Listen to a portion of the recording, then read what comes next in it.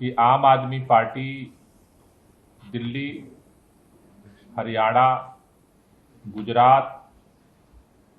पंजाब और आसाम, इन 5 राज्यों में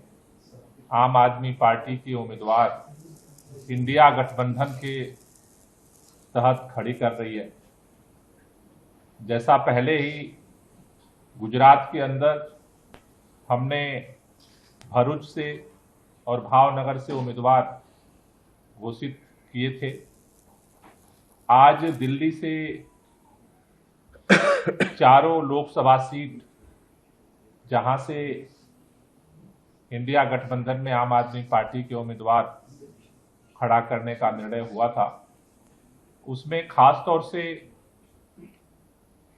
पूर्वी लोकसभा सीट से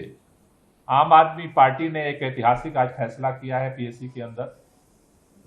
पूर्वी लोकसभा सीट जनरल सीट है। उस जनरल सीट से हमने कुंडली से हमारे विधायक कुलदीप कुमार, जो एससी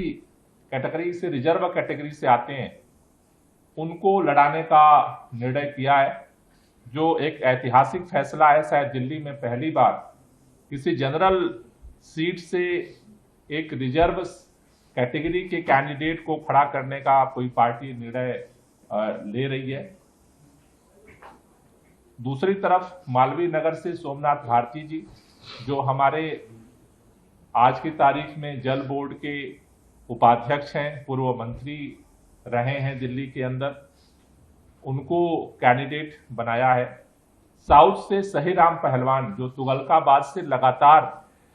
ये तीसरी बार वो विधायक चुने गए हैं,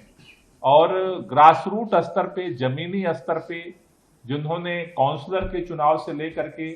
और विधायक रहते हुए लगातार जिन्होंने वहां पर काम किया है, उनको पार्टी ने उम्मीदवार बनाने का निर्णय लिया है। साथ ही साथ जो पश्चिमी दिल्ली सीट है, जहां से पूर्व सांसद महाबल मिश्रा जी, जिनका एक लंबा अनुभव है, उनको पार्टी ने अपना उम्मीदवार बनाया है। उसी तरह से हरियाणा के अंदर आम आदमी पार्टी जिस तरह से पूरी ताकत के साथ संगठन निर्माण का काम कर रही है, तैयारियां कर रही है, उसमें कुरुक्षेत्र से आम आदमी पार्टी ने अपने प्रदेश अध्यक्ष और पूर्व राज्यसभा सांसद सुशील गुप्ता जी को चुनाव मैदान में उतारा है। इन कैंडिडेट्स के उतारने का जो पर्पज है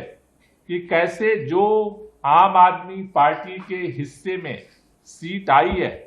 देखिए, इंडिया गठबंधन में आम आदमी पार्टी ने 5 उम्मीदवारों के नामों की आज घोषणा की है, जिसमें दिल्ली से 4 उम्मीदवार घोषित किए गए हैं और एक हरियाणा से उम्मीदवार घोषित किए गए हैं। दिल्ली में खास तौर से जो पूर्वी दिल्ली लोकसभा सीट है, जहां जनरल सीट है, वहां से कुलदीप कुमार, जो हमारे कुंडली से विधायक हैं, हमारे प्रदेश के उपाध्यक्ष हैं,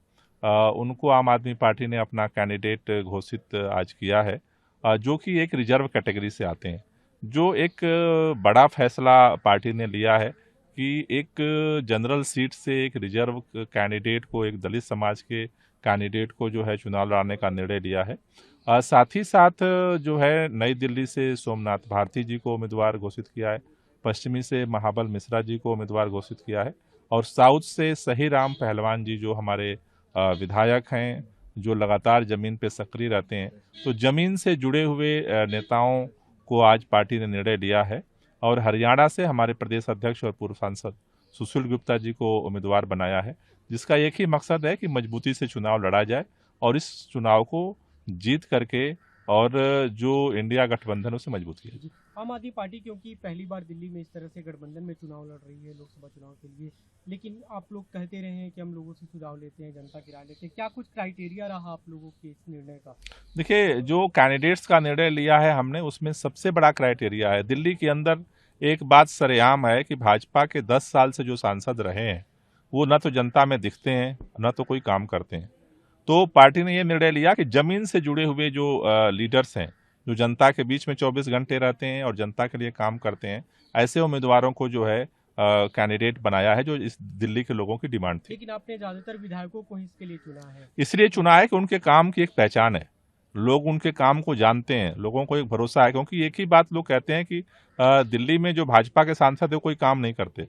तो इनकी पहचान है, अपने गली मोहल्ले में काम की पहचान है। वो काम ही हमारी राजनीति का मुख्य आधार है, उसी को बेस करके जो है पार्टी ने निर्णय लिया। लेकिन एक जो हरियाणा के लिए आप लोगों ने निर्णय लिया, सुशील गुप्ता को लगातार दिल्ली में एक्टिव रहे, दिल्ली में राज्यसभा सांसद रहे, दिल्ली से अब उन्हें कुरुक्षेत्र भेजना आपको नहीं लगता कि आम आदमी पार्टी के लिए मुश्किल होगा? मेरे ख्याल से पिछले 5 साल से लगातार